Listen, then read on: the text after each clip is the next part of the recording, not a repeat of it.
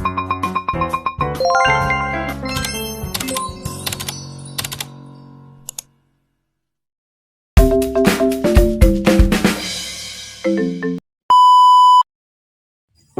nga ba ang salitang kaibigan?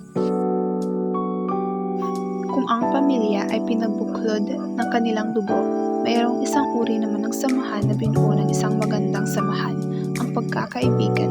Ang pagkakaibigan ay hindi nasusukat kung gaano kayo katagal nagkakilala. Ang importante ay ang parehong tao na bahagi nito ay nagkakaintindihan, malayo man sila sa isa't isa. Sila ang ating kaagapay sa buhay na laging nandyan sa ating tabi. On the way kapag nasa oras ka ng kalungkutan, handang magpasaya, makasar, magpaiyak pa.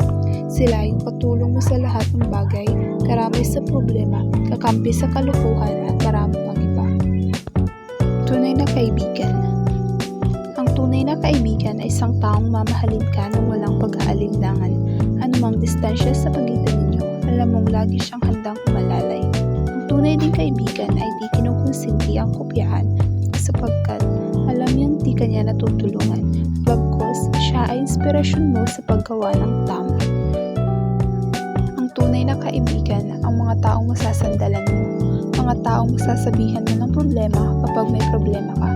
Sila ang payong nasasalo sa ulan ng problema, ang bangka na masasakit mo sa agos ng problema. Narito ang mga sinyalis ng iyong kaibigan ay totoo.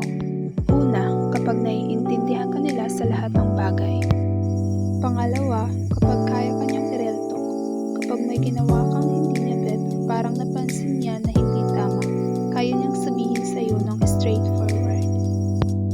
Pangatlo, ay yung kahit sobrang tagal niyo nang hindi nagkita or matalan lang kayong mag-usap sa chat, pero kapag nagkita kayo, parang walang nagbago. At ang panghuli ay yung kaya kang ipagtanggol sa iba. Ano nga ba ang mga uri ng isang kaibigan? Una, kaibigang laging nakikinig. Ito yung tipo ng tao na kahit anong kwento mo, kahit anong sabihin mo, hindi siya nagsasawang makinig sa'yo. Pangalawa, kaibigang mapang-asar. Siya naman yung tipong ang goal lang sa buhay ay asarin ka. Siya yung taong kahit wala nang maaasar, ihahanap pa rin ang pwedeng ipang-aasar sa'yo.